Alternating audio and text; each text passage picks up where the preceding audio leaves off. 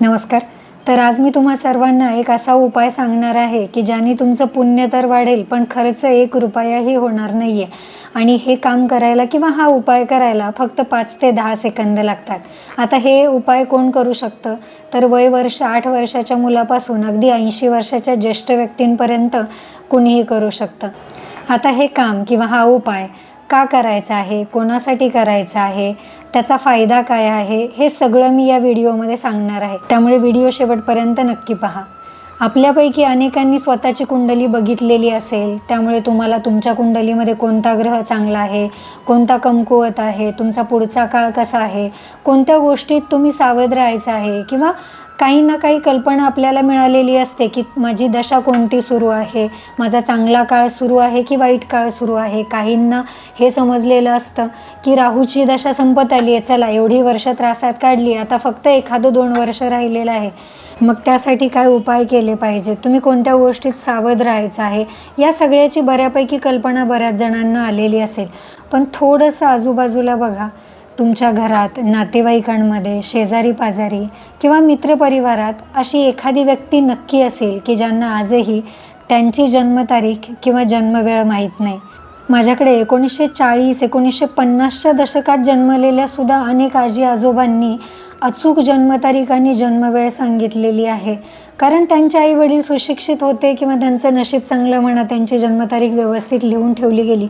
पण आश्चर्याची गोष्ट सांगायची तर 1980-1990 मध्ये जन्मलेल्या अनेकांना त्यांची जन्मतारीख किंवा जन्मवेळ नक्की माहीत नाही आहे. या गोष्टीचं मलाही फार आश्चर्य वाटलं.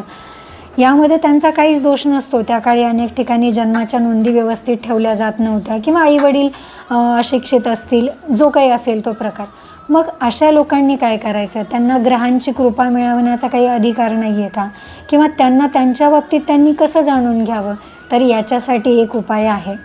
म्हणूनच आज मी तुम्हाला असा एक उपाय सांगणार आहे ज्याचा उपाय खर्च शून्य आहे, आणि ते आहे एक स्तोत्र, जे वाचायला फक्त 5 मिनिट लागतात आणि जर पाठ असेल तर म्हणायला फक्त 2 मिनिट लागतात.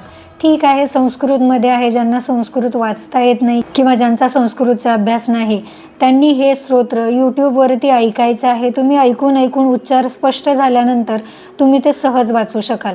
आता हे स्तोत्र कोण करू शकतं? ज्यांना कुंडली माहीत आहे आणि ज्यांना माहीत नाही ते सगळे करू शकतात. याचं कारण काय आहे? तर आपली कुंडली आपल्याला माहीत असो किंवा नसो, जन्मतारीख जन्मवेळ माहीत असो किंवा नसो, आपल्या प्रत्येकाच्याच कुंडलीमध्ये 9 ग्रह आहेत. आणि हे स्तोत्र असं आहे की ज्याच्यामध्ये 9च्या 9 ग्रहांची पूजा तुम्ही सहज करू शकता. अगदी घर बसल्या कुठेही हे स्तोत्र वाचू शकता. जसं मी सुरुवातीला सांगितलं की हे पुण्याचं काम आहे. आता पुण्य कसं सांगा?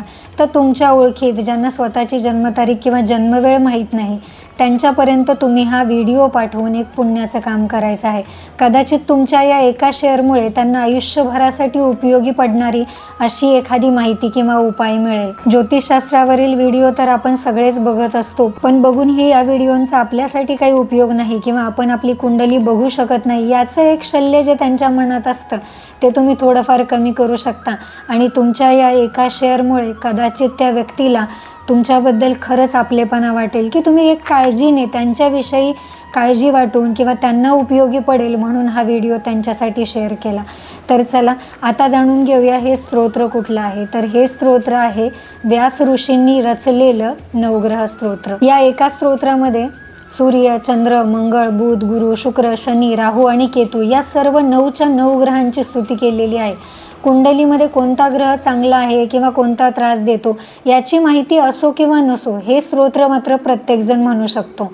जर एखाद्या व्यक्तीची मनापासून स्तुती केली तर ती व्यक्ती आनंदी होते. तसंच ग्रहांची स्तुती केल्याने त्यांच्या शुभ परिणामांचं फळ मिळण्यास मदत होते. त्यामुळे तुम्हाला जर तुमची जन्मतारीख जन्मवेळ माहीत नसेल, कुंडली काढता येत नसेल, तर तुम्ही अगदी डोळे झाकून हे स्तोत्र रोज वाचू शकता आणि तुम्हाला याचं फळ नक्की मिळेल. त्यामुळे तुमच्या एका शेअरने जर कोणाची मदत होणार असेल तर हा व्हिडिओ त्यांच्यापर्यंत नक्की पोचवा आणि त्यांना नवग्रह स्तोत्र वाचायला सांगा आणि तुम्ही स्वतःही वाचा. प्रत्येकजण हे नवग्रह स्तोत्र वाचू शकतो आणि त्याचा फायदा घेऊ शकतो.